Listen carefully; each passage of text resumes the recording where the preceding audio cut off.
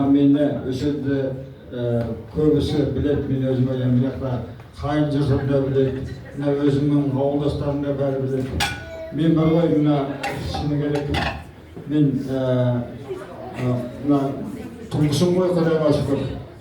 Тұңғышым. Сол кезде мен ана дастан жырауларды көп айтатын. Достан жыраулардың бәрін айтып, сол кезде бәрін жақтап, сонда мына қызым шыңғыры болатын да, мен соған өзім кейіннен ғана мойындадым да, міне мен соны өзім соны айтқым келеді. Сондықтан да мына бүгінгі мына жолы ақ болсын, мен енді өзім мына білемін енді, қай жаққа бара жатқанымды да білемін, бәрін білемін. Сондықтан мен өзім де сол жерде болғанмын. Бұл бөтен жерге баратқан жоқ. Бұл өзіміздің болатын жері, өскен жеріміз, ата-бабамыздың жері бәрі. Сондықтан да барған жерінде бақытты болсын, әрқашанда жолы ашық болсын.